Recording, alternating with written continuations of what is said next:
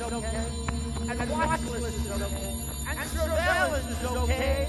If you don't mind, I want to surveil. I want surveillance of these people that are coming in.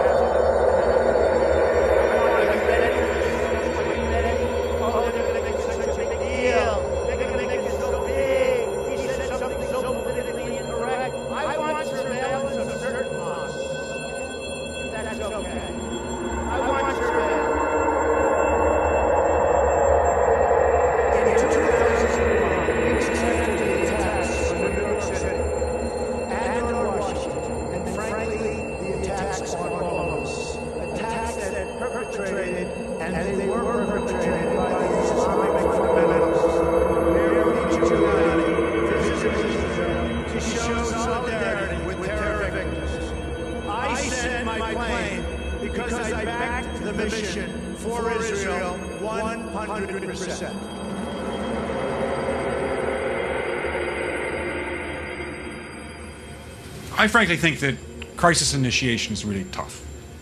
And it's very hard for me to see how the United States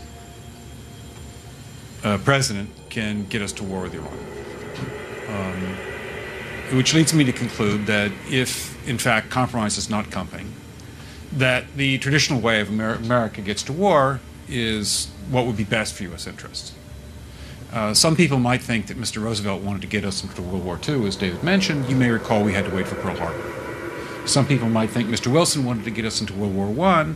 You may recall he had to wait for the Lusitania episode.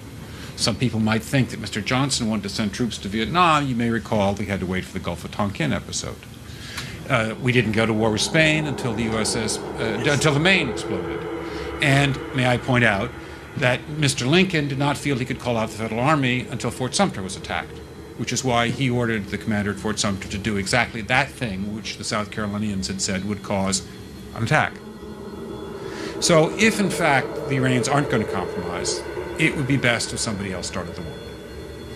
Together, we will stand up to the enemies like Iran, bent on destroying Israel and her people. Tonight I ordered a targeted military strike on the airfield in Syria from where the chemical attack was launched. One can combine other means of pressure with sanctions. I mentioned that explosion on August 17th. We could step up the pressure. I mean, look, people, Iranian submarines periodically go down. Someday one of them might not come up. Who would know why? We can do a variety of things if we wish to increase the pressure. I'm not advocating that, but I'm just suggesting that this is not a either-or proposition of, you know, it's just sanctions has to succeed or other things. We are in the game of using covert means against the Iranians. We could get nastier at that.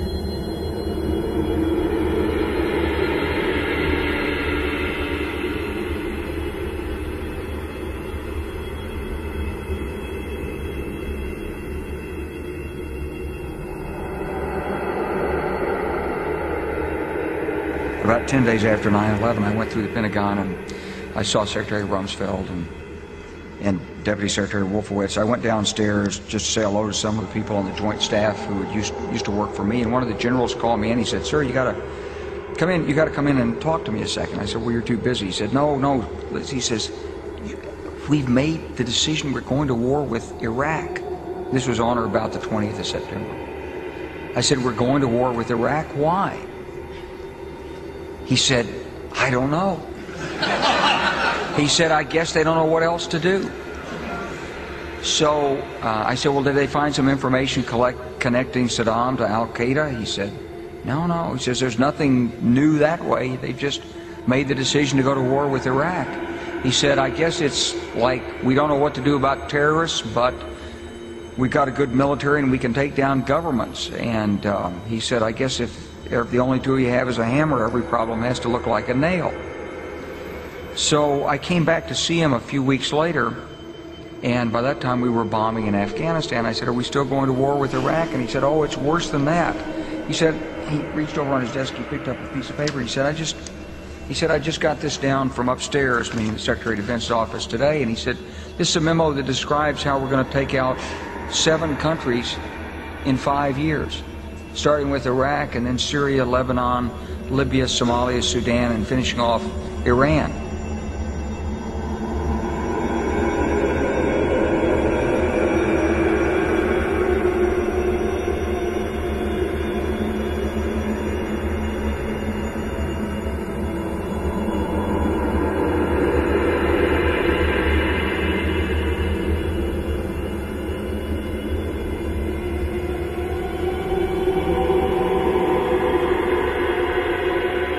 Now Fox News has learned some U.S. investigators believe that there are Israelis again very much engaged in spying in and on the U.S., who may have known things they didn't tell us before September 11th.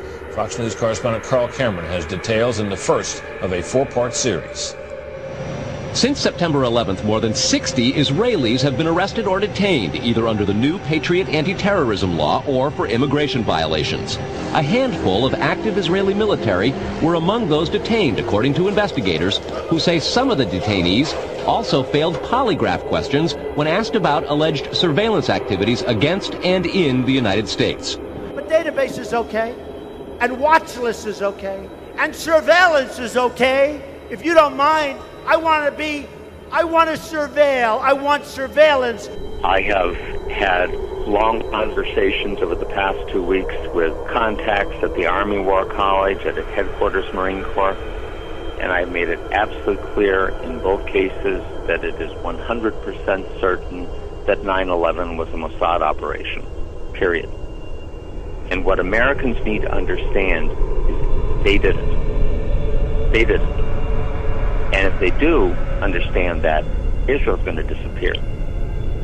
Israel will flat-ass disappear from this earth. I sent a film to one of my colleagues, and it basically had Americans grieving over their dead, coming back. And I showed one of them, it was a woman just wrenched by grief, over her dead soldier. And I said, if Americans ever know that Israel did this, they're going to scrub them off the earth, and they're not going to give a rat's ass what the cost is. They are not going to care.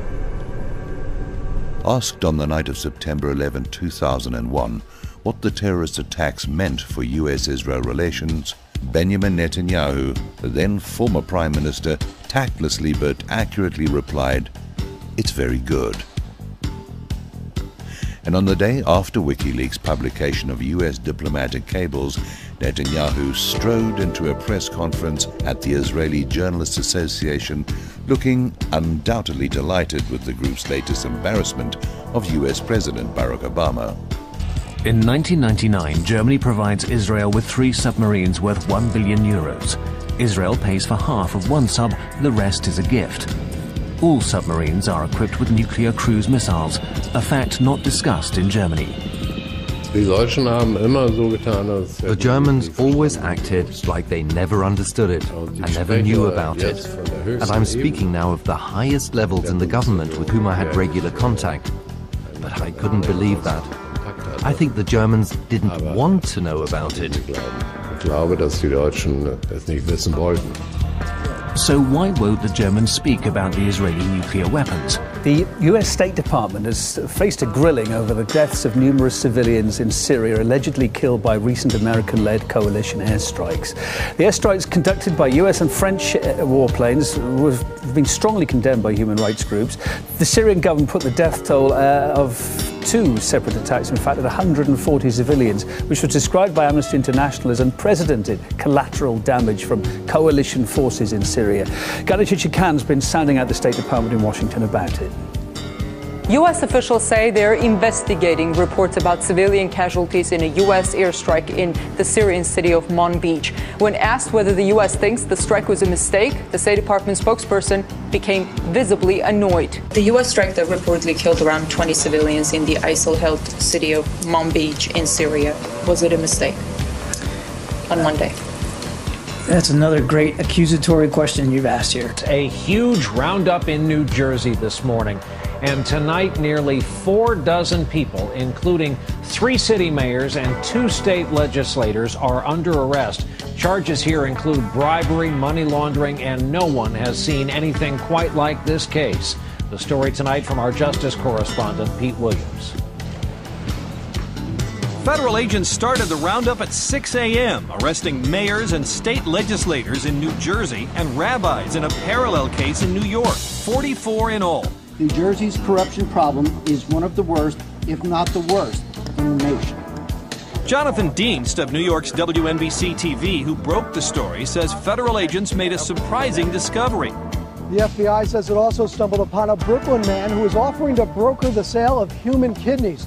They say for $160,000, he would find donors in Israel who needed the money and then fool U.S. hospitals that the donor and recipient were related. They say he'd been doing this for more than 10 years. And prosecutors say rabbis at synagogues in New Jersey and New York helped the informant launder over $3 million by sending it to contacts in Israel who returned cash. Well, Israel could be another country benefiting from the disaster in Haiti, believes one British politician. A Liberal Democratic spokesperson in the House of Lords has just been sacked for accusing the Israeli troops of harvesting body parts in the aftermath of the earthquake. Jenny Tong said there should be an inquiry into claims that Israeli troops were trafficking organs from Haiti, a statement that led to her dismissal after the party deemed her comments wrong and provocative. It's not the first time Israel's been accused of this type of criminal activity. Last year, a Swedish newspaper published an article accusing Israeli soldiers of killing Palestinians to harvest their organs. Israel admitted removing body parts during the autopsies in the 1990s. I love Israel and honor and respect the Jewish faith and tradition. This moment has become a mythical one in Israel. The beginning of the Six-Day War. It's said an Israeli soldier scrawled a message on his country's first ever nuclear bomb. Never again.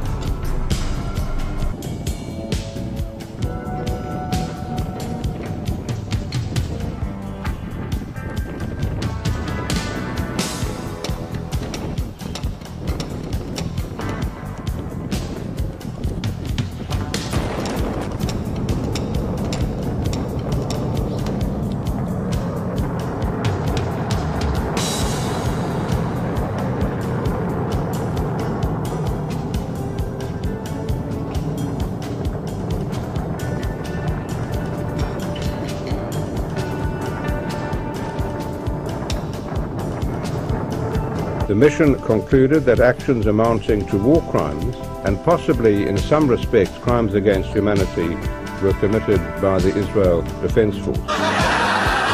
Okay, you see what just happened there? Your little goy toy just threatened me. Your little goy toy just threatened your little goy toy. What do you want, boy? What do you want, boy? He's the driver. He's the boy! And they have no respect for our president, and they have no respect for our country right now. You were asked about whether you would rule out using tactical nuclear weapons against ISIS. Do you rule that out, or is that something you contemplate? I think I'd probably be very, very late compared to my opponents that are running. So you would rule in the possibility of using nuclear weapons against ISIS? Well, I'm never going to rule anything out.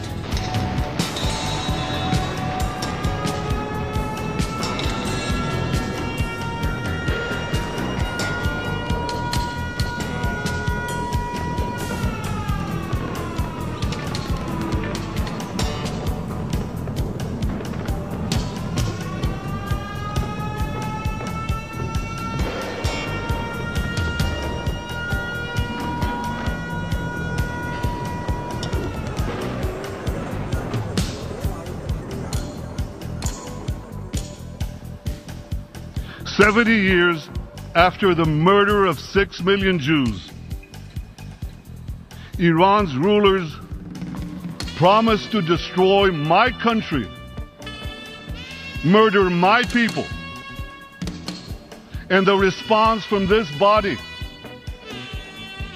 the response from nearly every one of the governments represented here, has been absolutely nothing. Utter silence. Deafening silence.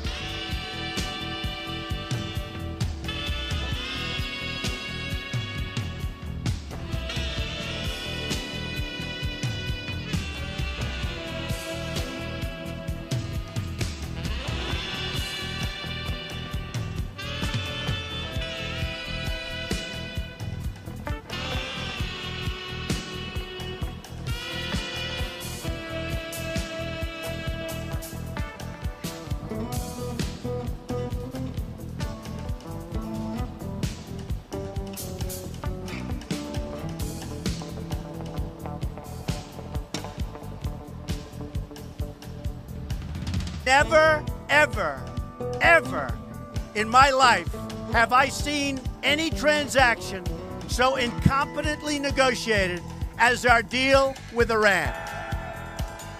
And I mean never. The deal doesn't even require Iran to dismantle its military nuclear capability. Yes, it places limits on its military nuclear program for only a certain number of years. But when those restrictions expire, Iran will have an industrial-sized military nuclear capability ready to go and with zero provision for delay, no matter how bad Iran's behavior is. Terrible, terrible situation that we are all placed in, and especially Israel. You quoted a top Israeli political insider that if international efforts fail to stop Iran from enriching uranium, Israel will be forced to use not only conventional weapons to take out Iran's atomic sites, but tactical nuclear weapons as well. How reliable was that source? Well, very reliable, very knowledgeable, very well connected. What I'm seeing in the state of Israel right now is a kind of insanity. It's a collective psychosis. And when people feel backed into a corner, especially people who feel persecuted or perceive themselves to be persecuted, which unfortunately I think the Israeli collective identity is very prone to, I think that they will take everyone down with them if that's what it comes to. Well, Israel is one of the loudest voices calling for a tougher line on Iran's nuclear program, but Israel's own nuclear capability has never been put to inspection. Even so, this is what is known. Israel has 2 nuclear research centers at Dimona and Sarek. Latest estimates suggest Israel's produced at least 118 warheads with weapons-grade plutonium. The Jericho ballistic missiles are capable of carrying such weapons. The Jericho 3 is now being developed, able to travel around 5,000 kilometers, bringing all of Iran and Europe into its range. What is your secret? Because we don't seem to have the hang of that. The secret is that we have America. When I'm president, I will adopt a strategy that focuses on 3 things when it comes to Iran. First, we will stand up to Iran's aggressive push to destabilize and dominate the region.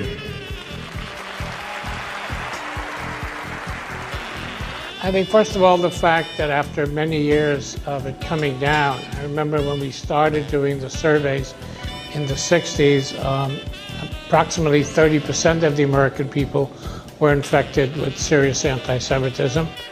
We are directly responsible for tens of thousands of dead people, wounded people, and millions of displaced people. And the underlying reason is that we are, in the UK, hand in glove with the axis of evil, which is Israel, Saudi Arabia, and the USA. Israel wants to smash up all other Middle East countries so that it can expand. As we know at this very moment, it is intent on expanding into what are called the biblical lands. They alleged that there was a biblical empire 2,000 years ago, and the interests of the inhabitants in the last 2,000 years don't matter. And that concept is of an expanding Zionist Israel, going from the eastern end of the Mediterranean right across to the river Euphrates. And so we are hand in glove with Israel, we are supporting it, and that means basically we have to smash any Middle East state which might oppose. For example, Syria. We've just got hold of a draft copy of what we believe is President Trump's executive order on what they say is protecting American people from terror attacks. Now, one of the key points in that is that the US will suspend its refugee admissions program for 120 days, and most crucially, refugees coming from Syria will be banned from entering America indefinitely. This executive order suspends people who are coming from Division O countries from entering the United States. It doesn't list the countries, but we've been told that Division O means that anyone coming from Iran, Iraq, Libya, Somalia, Sudan, Syria and Yemen. Tonight I ordered a targeted military strike on the airfield in Syria from where the chemical attack was launched. This is a memo that describes how we're going to take out 7 countries in 5 years, starting with Iraq and then Syria, Lebanon, Libya, Somalia, Sudan, and finishing off Iran. So here's my message to the rulers of Iran. Your plan to destroy Israel will fail.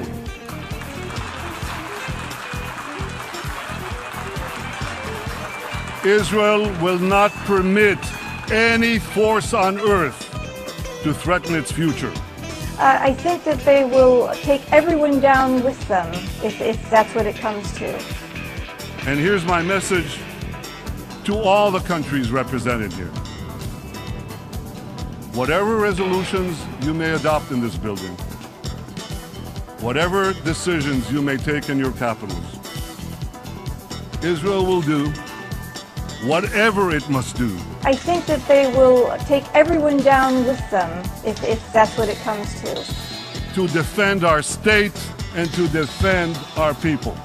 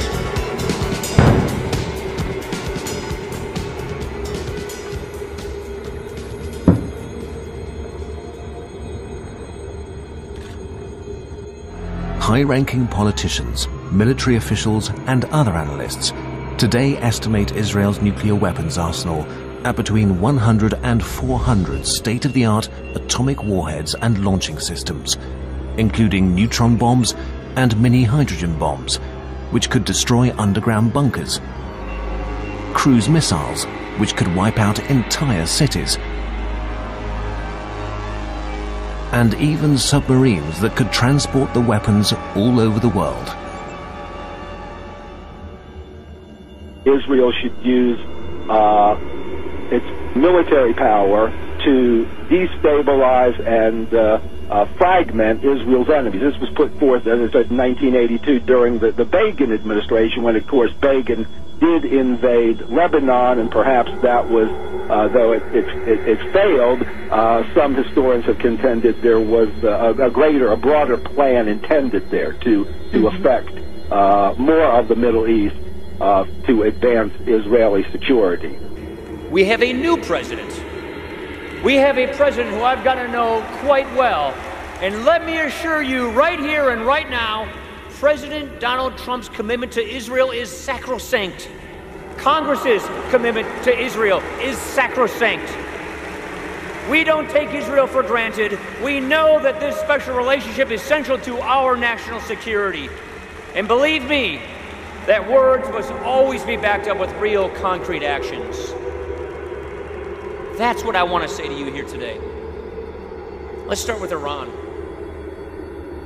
Israel's nuclear weapons can reach any target around the world.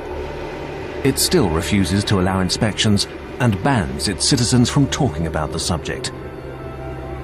Israel's nuclear weapons are a radioactive taboo, not subject to the rules of a democracy. Friends, we are living in very dangerous times.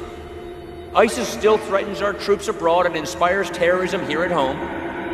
North Korea continues to spew belligerent anti-American rhetoric while testing long-range missiles and nuclear devices. Iran fans the flames of sectarian welfare in the Middle East while marching toward a nuclear weapons capability. And Russia remains an ever-present threat to the post-Cold War order.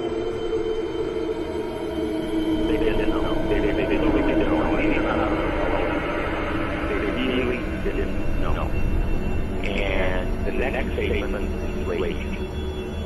Real rage. The Zionists are playing a truly intolerant exercise. Because if they lose this one, if the American people ever realize what's happened, they're done. They did it. They did it. And they do understand that Israel is going to disappear. Israel will flat out disappear from the earth. If Americans ever know that Israel is this, they're going to scrub them off the earth, and they're not going to give a rat's ass what the cost it is. They are not going to care.